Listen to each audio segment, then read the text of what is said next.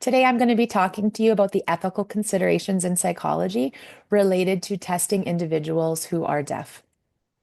My research question looks at what extent does language access influence performance on psychological and cognitive assessments, and what ethical responsibilities arise when interpreting deaf individuals' assessment results. We know that assessment influences diagnoses, and we know that diagnoses influence educational placements, job opportunities, um, post-secondary opportunities, etc.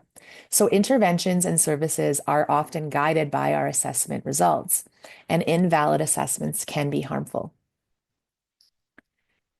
I looked at a research study called Reliability and Validity of the Brief A for Assessing Deaf College Students' Executive Function, which was written by Hauser et al. In 2017. Their research question is looking at the Brief A and if it's a reliable and valid measure of executive functioning for deaf college students. The researchers had 360 participants, college students that are at the Rochester of Technology, RIT, in New York City, which is known as a university that is very deaf friendly and has a large deaf population on campus. There were 176 deaf students that participated. 25 of those students self-reported as having an ADHD diagnosis, and there were 184 hearing participants, with 56 self-identifying as having an ADHD diagnosis. It is important to note that in the deaf participants, 56.8% were identified as male and 71.7% identified as male in the hearing participants. So the study design, the researchers recruited students via flyers. There was no exclusion criteria. If you came out to do the study, you were included.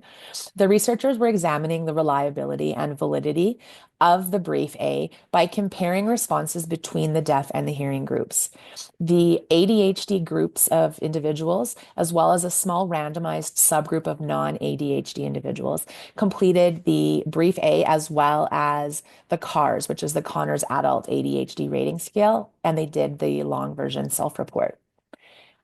With the CARS and the Brief, the raw scores were then calculated into a T score. A higher score did indicate greater executive functioning difficulties, with a score of 60 being significant and a score of 65 or higher being considered clinically significant.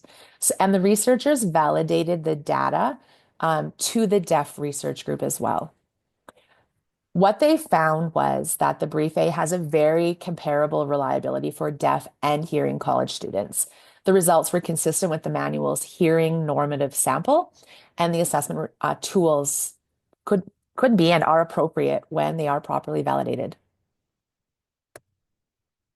My second study was the auditory deprivation does not impair executive function, but language deprivation might. Evidence from a parent report measure in deaf native signing children. This was done by Hall et al. In 2017.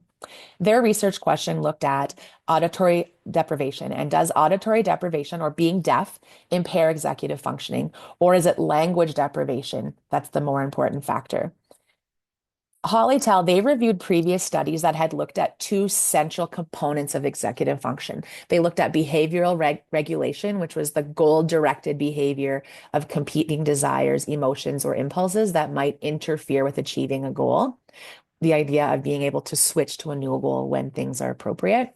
And they looked at metacognition, which is that ability to effectively manage cognitive resources. That's being able to retain and manipulate information from memory, thinking ahead to solve problems, and then maintaining focus through controlled attention tasks. This study was consisted of 87 children. The mean age was 8 years old. These were deaf children, 42 of them. Now, what's really important to note for these children is these are deaf children who came from deaf families. So we call them native deaf children or native signers, meaning these children had access to American Sign Language from birth. And then there were 45 hearing children. These children were all from the United States. Children who had additional diagnoses of things like cerebral palsy, autism, they were excluded from the study. However, children with ADHD and learning disabilities were included in the study. The idea of why they included the deaf of the deaf of deaf, or DOD, we call them. Why they included them in the study is the researchers had hypothesized based on previous studies that had indicated that it was the auditory deprivation that was causing executive functioning difficulties. They hypothesized that if this was true, then the deaf children of deaf adults would do a lot poorly, or very considerably poorly compared to the hearing group, because a lot of these children did not wear hearing devices. So the study design was a caregiver questionnaire. It was an 86 item checklist that the parents completed. Raw scores were again calculated and converted into T scores. 50 was considered the average, 60 is elevated, and 65 is clinically significant. They then compared the deaf and the hearing kids in two ways. First, they compared their average scores, and then they examined if the deaf children were more likely to have higher scores, suggesting the executive functioning difficulties.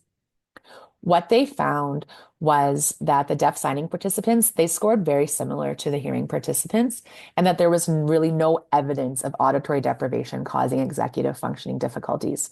There was a very small difference in deaf participants in their inhibit and their working memory subscales, but they were not clinically significant. And they felt that they actually were working with an abnormally well-behaved hearing group of children, and didn't feel that the results that they were seeing from the deaf individuals were clinically significant. They did, of course, though, conclude based on the comparisons of the two groups, was that language deprivation might actually be more of the cause of executive functioning difficulties, not auditory deprivation. My third study was by Hollytell again. They actually had gone back from the study they did in 2017. And this one was executive functioning in deaf children, auditory access and language access. And their research question was looking at how does auditory access and language access impact executive functioning? So this time around, they took the limitations from their previous study and they addressed them in this one. They included a third group, we'll call them, of deaf individuals that had cochlear implants, but they did not have access to American Sign Language. They did not have a language model because they wanted to test if the executive functioning difficulties persisted among deaf children who have current technology and intervention services, because there's been a lot of argument that the new cochlear implant technology, the earlier intervention services related to that technology, has benefits, and there is still no need for sign language for deaf individuals. So they had 120 participants. They did exclude 4 deaf native signers who wore cochlear implants from the data.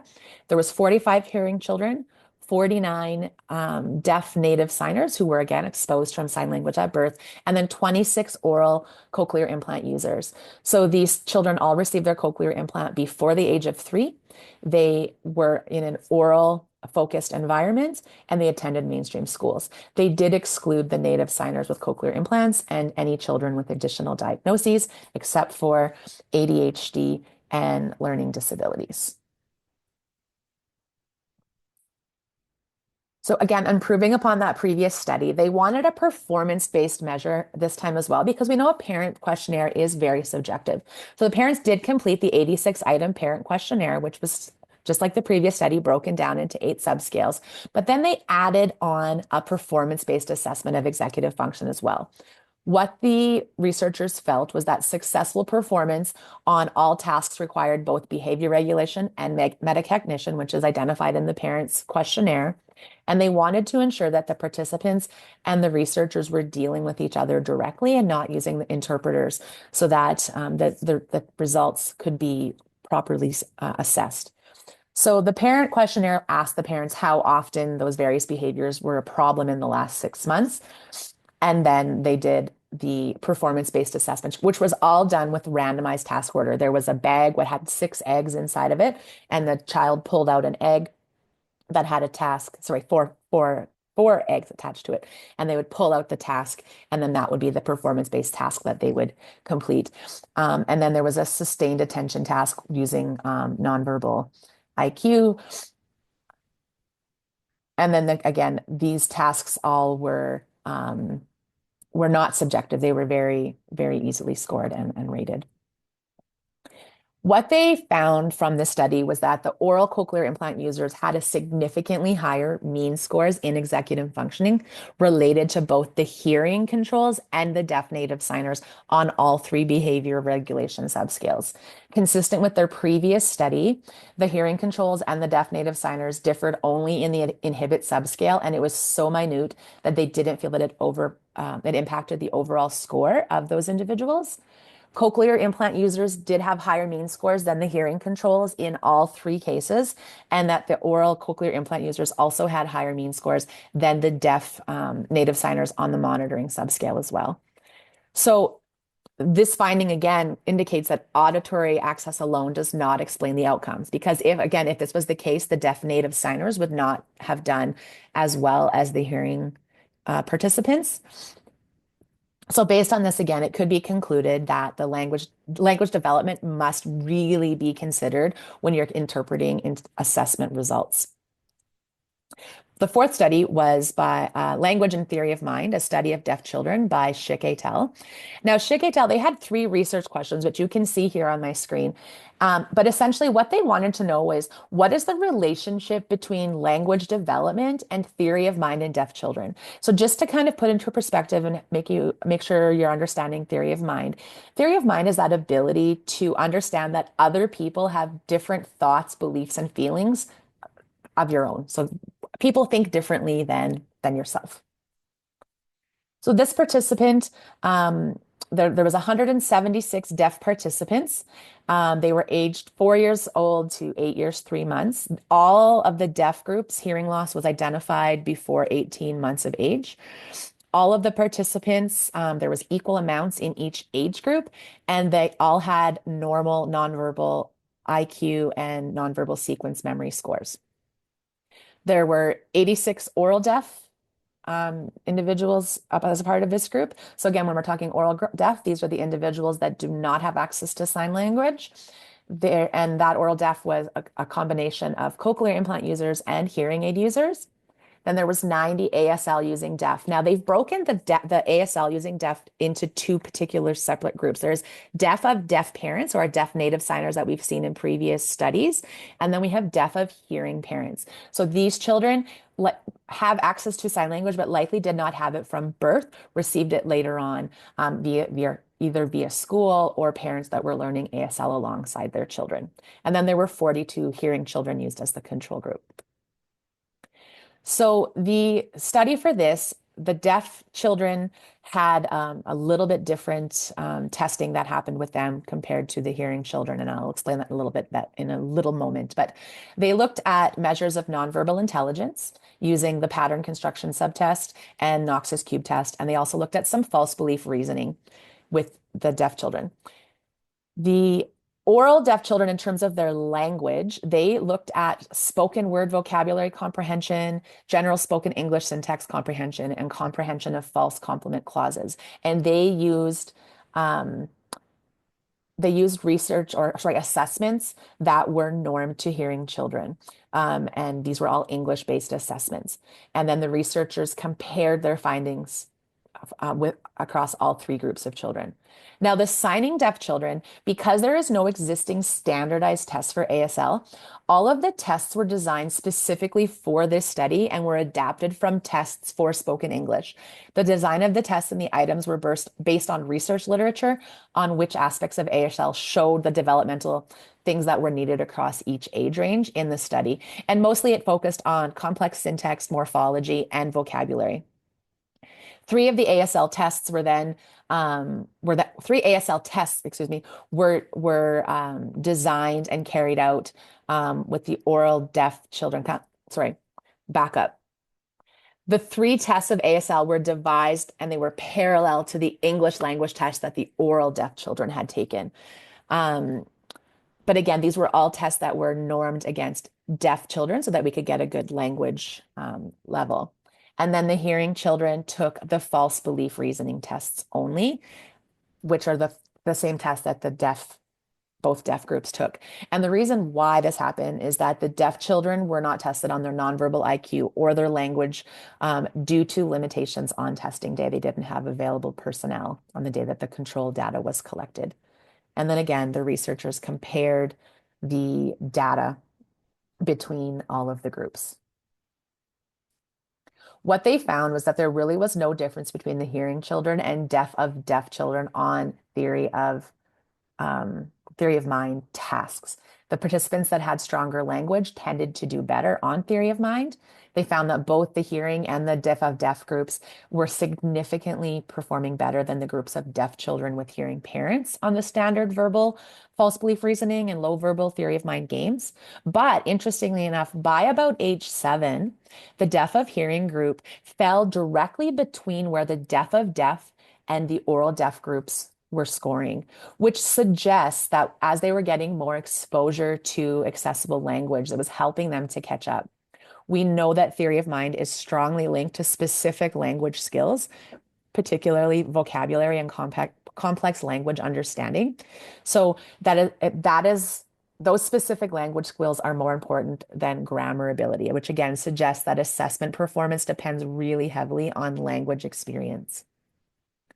The key findings that I found across these studies was that the assessment tools can work when they are properly validated, that language access influences performance. Deafness alone is not the issue.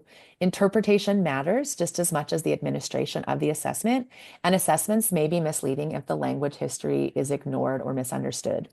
Hauser et al., they really focused on test validity, and they found that those tools do work when they are validated. Hall et al. In 2017, they examined executive functioning and they proved that deafness does not equal deficit. Hall et al. Again in 2018, their research really supported the notion that language matters for deaf children. And Schick et al.'s exploration of theory of mind again demonstrates that language proficiency really predicts performance. So knowing all of these things, again, I just have to stress that it is very imperative for psychologists just to take the time to get a full language history of their deaf client and ensure that the information is being considered when interpreting assessment results. Now it's time for the critique.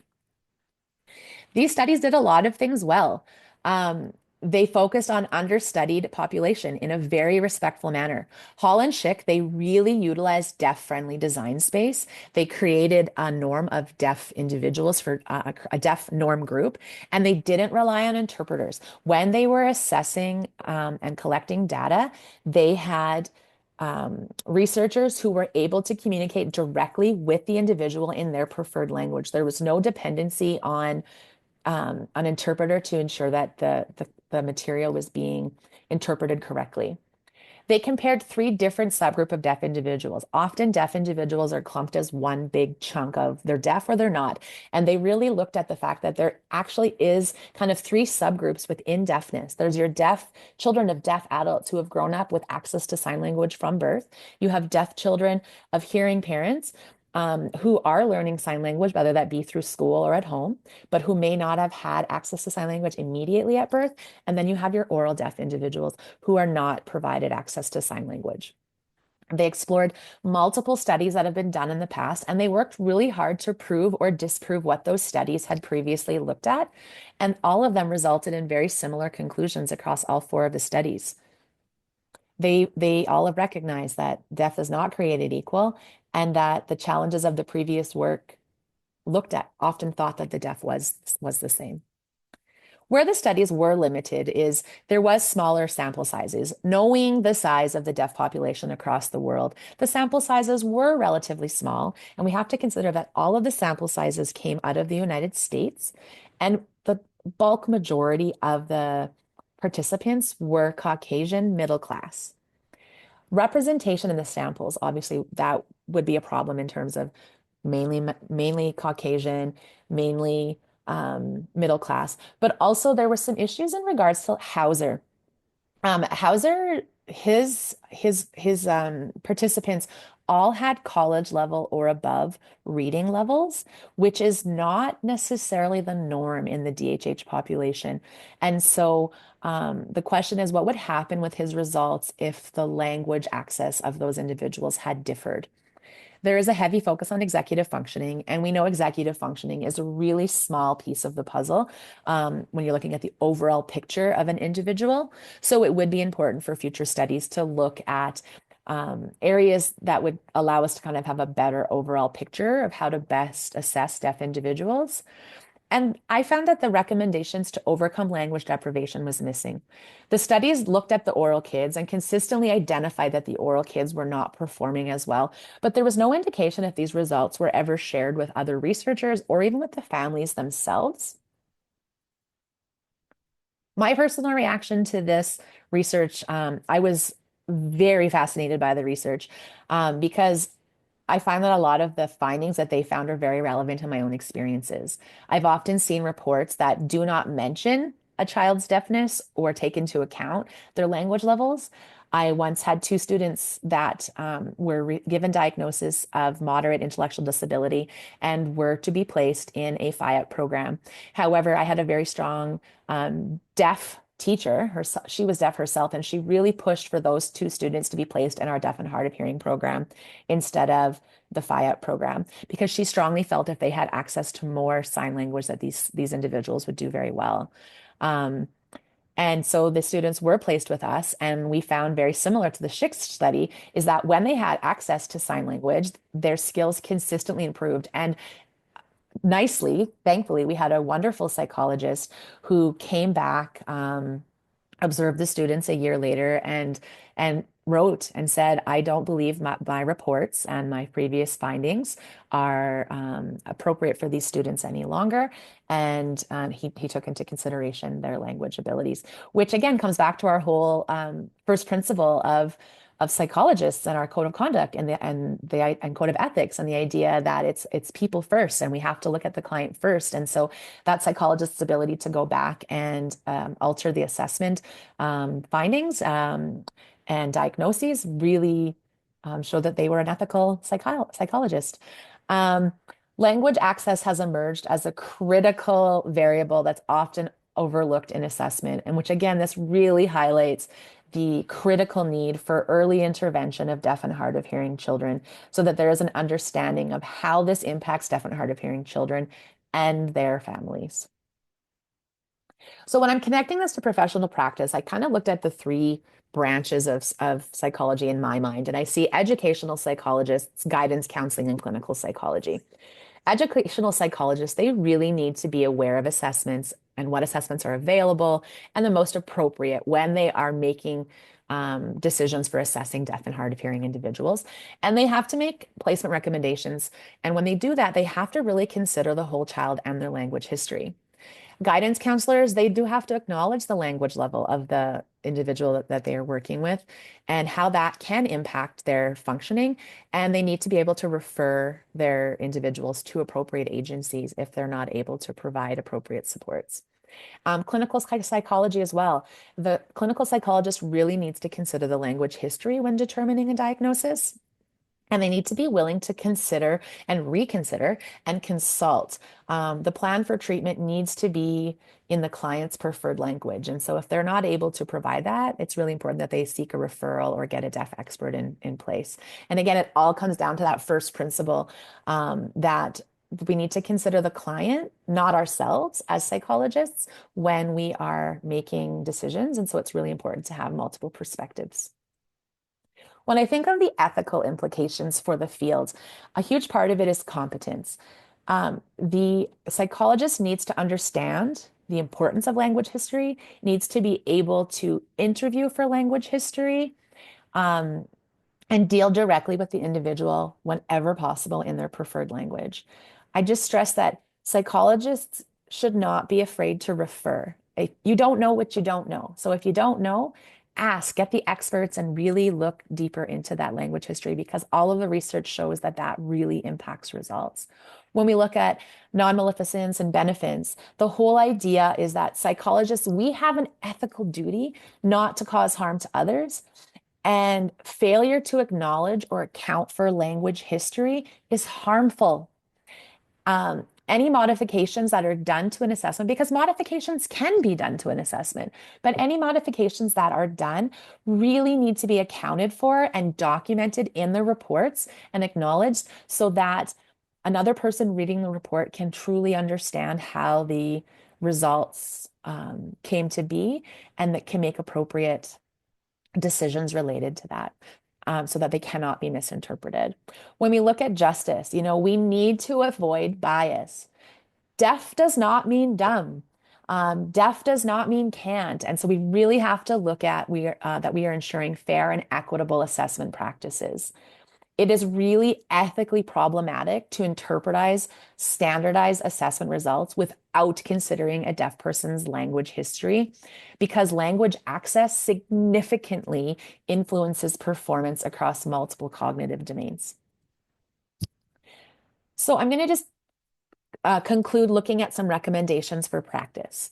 And I really talk about gathering language development histories. We really need to take the time to get to know the client. And as a parent of a deaf child and as a teacher of the deaf, I think it's really important to caution and to say that parents often come from a place of overwhelm and a place of shame, and they may downplay how little or overplay how much language access a child has been given. So we really need to look at multiple perspectives. We need to use validated assessment results. We need to consider whether language history might still affect the meaning of those results, even when they are validated. Consult deaf experts when needed. The experts are there for a reason. Don't be shy, use them. Because again, if we don't do that, we are causing harm. We need to interpret scores cautiously and consider multiple sources of evidence. Don't rely on one questionnaire or one assessment. Get multiple perspectives for the most accurate results. It may take us more time, but it is ethically the right thing to do. The research suggests that language access, not deafness, you got that? Language access, not deafness, often explains so much of the differences in assessment outcomes. And therefore, psychological practices need to require, or sorry, ethical psychological practice requires clinicians to consider language history before conclusions about cognition, behavior, or ability can properly be considered. Thank you so much for listening, and I hope you have learned something.